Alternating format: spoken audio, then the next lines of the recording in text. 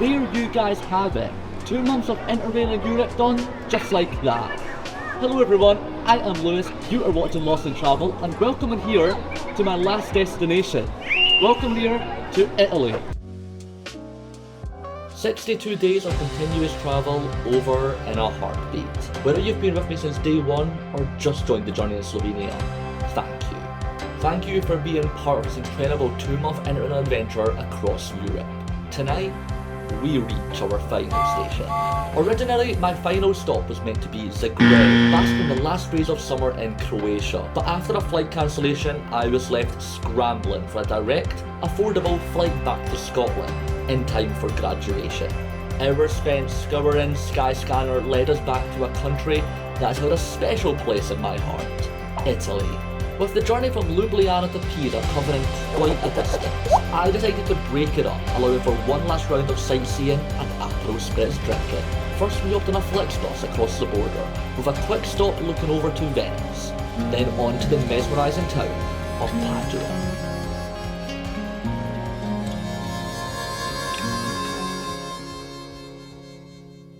There was a year full of beauty and pain. We were just well met there in a twin bed. But time is a thief and she fucks with my brain. Why would I tell you I still feel the same? Padua was pure, authentic Italy. After a night soaking it in, we were back on the road to Pisa. But before I could say my final ciao to Europe, there was one last city to do a round of sightseeing in. Welcome to Florence, everyone. I'm burning bridges with society. Oh, my heart can't be tamed, it keeps pulling me across the canyon, into the great unknown, into the wild, to the wild, to the wild I go. This is a bit anticlimactic because I am standing in the Italian city that I've dreamed of visiting, and I'm only here for a few hours. But guys, welcome in here to Florence. So this might be the busiest spot I've been in on this entire trip. So right behind me is the Florence Duomo, and I think this is one of the most impressive buildings that I've ever laid my eyes on. It's definitely one of the places that I've always just dreamed of being able to see with my own eyes. And here it is, it's literally right there. And of course I'm just sharing it with about the entire population of Italy, it feels, but oh god, I'm so happy to be here, even though it is only for a couple of hours, but it's just making me really dream of booking that trip up and coming back to Florence for a proper holiday and waking up at sunrise and getting this damn thing without anyone in the way.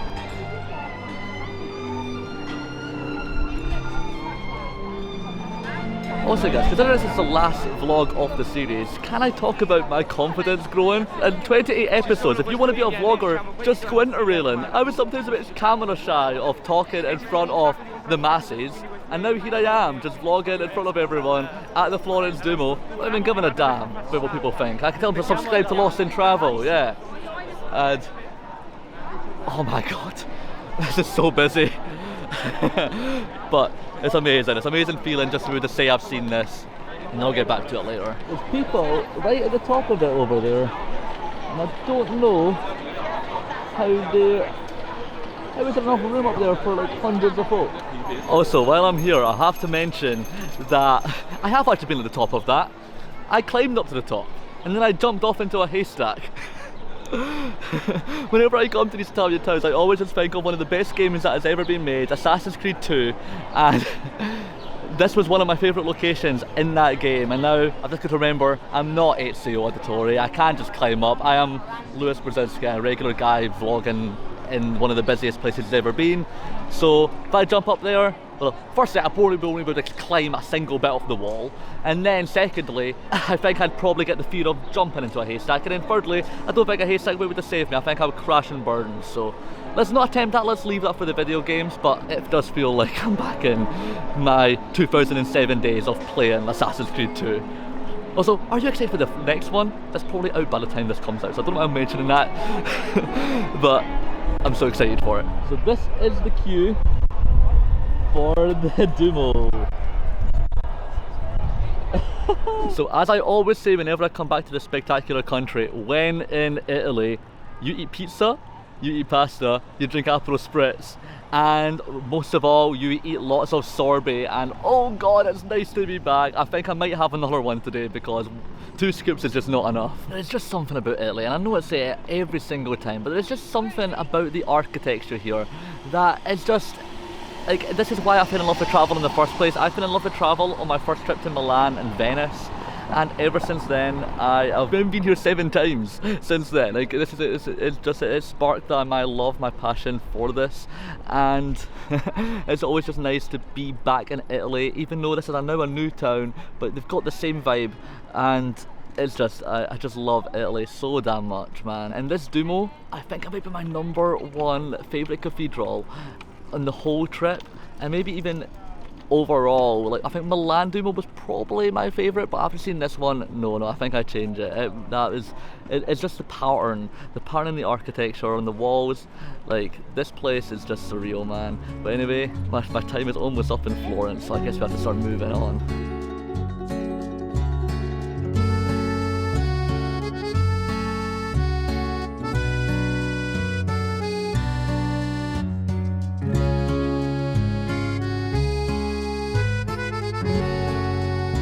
So can we talk about how old Florence is? Italy, overall, is one of the oldest countries in the world. Like, they speak Latin back in the day, for goodness sake. But here in Florence, I found out it used to be the capital of Italy here. Nowadays, Rome is the capital, but Florence still remains a capital, as it's the capital of the Tuscany region, which is just, you know, this is a new region for me, and it's one of the most famous regions here in Italy, so I definitely need to come back here and explore more, so that gives me more reason to come back to Florence. But it also, it's the first place that invented pavements, so that's why, you know, if you're walking around here, maybe be careful if you're an elderly person, because they are a bit uneven, they are really old, you're walking on the oldest pavements in the world here, but that just gives it that authentic feel, you know? So this place is way too charming, man, but I've learned my lesson. Don't come to Florence on the 1st of July.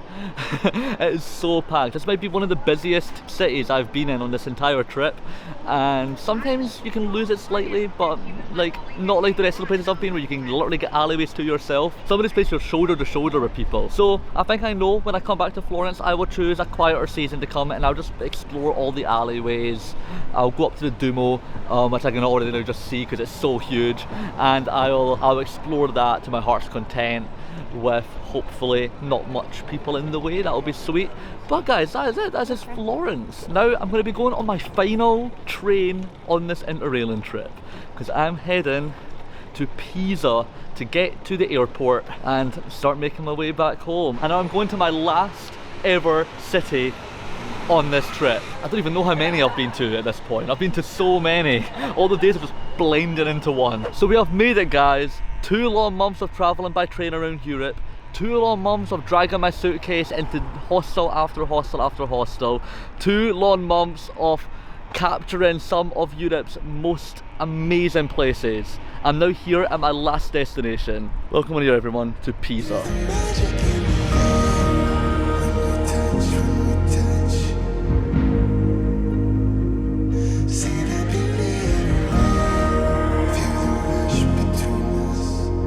Even though the end of the trip didn't go as planned, I can't say that I'm annoyed, because I'm here ending what has been one of the most epic and thrilling adventures of probably going to be my entire life. I'm going to speak about this when I've probably got great-grandchildren, let alone grandchildren, so you know, this is just one of the best ways to end the trip. I'm now here in one of my favourite countries, and I've had lasagna for dinner, and I'm now just watching my last sunset here in Pisa. You didn't think I was going to miss this, did you? Of course, if I'm going to be flying home from Pisa, I've got to visit one of the most iconic landmarks in all of Italy. So you may be wondering, just like me, how is the Leaning Tower actually leaning? I actually didn't know that until now. So the tower was built in 1173, and it was just an extension to the Duomo. So just like how Florence has its own tower beside the Duomo, so does Pisa's Duomo. It's got this behemoth right behind me. And so it was built, it took almost 200 years to build that, so a lot of work went into the architecture back in the day, and it's just outstanding how much, like, we're literally seeing history with our own very eyes, so that's just incredible. But 5 years later, so yay, accomplishment, they managed to get the tower built, and then, wait a second, the tower is now starting to dig into the ground because the soil actually wasn't really suitable for the tower. So it actually started to sink, and that is now how it is in its leaning posture today. Which now makes me wonder, would people visit Pisa if that didn't happen? Like, really, it's worked out for the best for the city, because if this was just the Tower of Pisa, would people come visit it? I don't think so. So I think it's worked out in their favour, you know. So as a photographer, you didn't think I would miss out on one of the best photo opportunities of my lifetime, right? Yeah. Let's join in the fun. Right hand up, left hand up, straight higher, right hand. Right, bring it in a wee bit, right hand in, up a bit, hold it, bring your left hand back a wee touch, kiss it.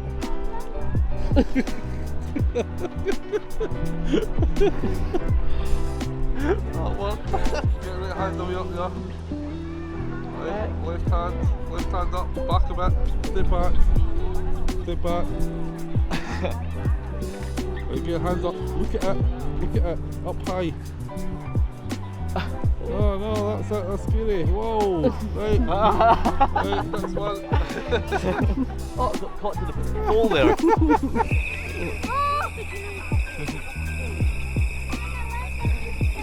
You've got to bend over here, bend over. Bend over for the leaning tower, huh? Aye, Okay. stay back a bit though, stay back, put a wee bit back, right.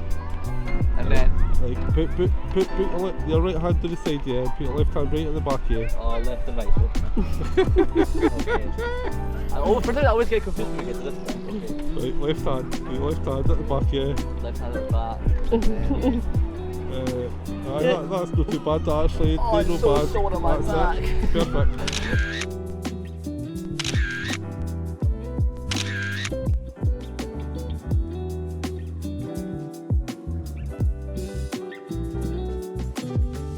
Why can't we be friends?